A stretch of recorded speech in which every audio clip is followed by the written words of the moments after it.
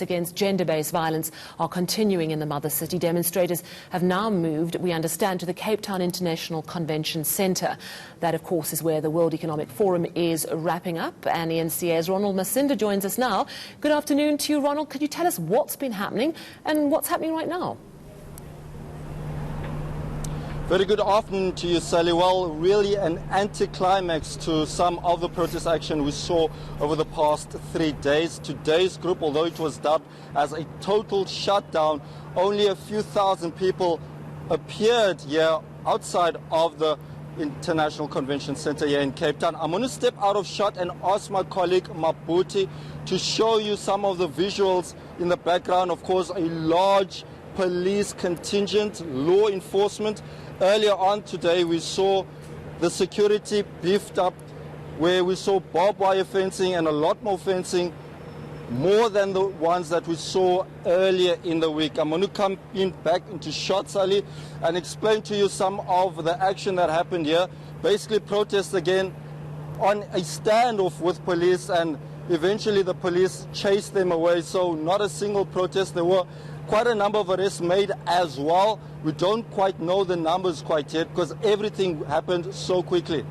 Of course, there were dramatic scenes of protest earlier this week, and just because the protesters are not there today, it doesn't mean that the killings have ended and the femicide problem still very much with us. And I understand that in the last 24 hours there have been reports from Cape Town of another woman, or two women in fact, who've been killed.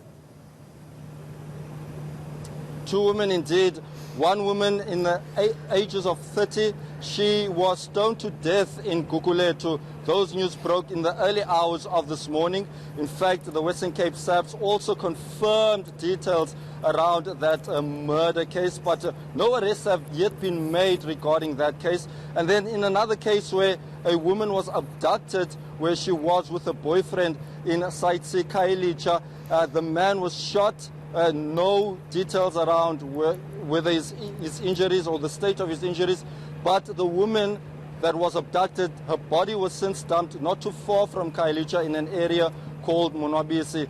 And this can only heighten this issue of gender-based violence, not only in Cape Town, but in South Africa. Of course, we also heard from government during their press conference earlier this week saying that during the month of August alone, 30 women were killed at the hands of their partners. So this seems to be an issue that will continue going unless it is addressed, because we also heard from President Cyril Ramaphosa yesterday trying to structure out a plan that will see the gender-based violence reduced in South Africa, saying that there has to be action where people must receive life sentences if they are found guilty of rape and murder. But it remains to be seen whether those things will be implemented by government. Yes, indeed, and thank you very much, ENCA's Ronald Masinda in Cape Town. Such distressing news. A woman apparently stoned to death in Gugulethu in the early hours of this morning, and a woman murdered in Khayelitsha. It seems she was abducted with her partner. Just absolutely tragic and appalling.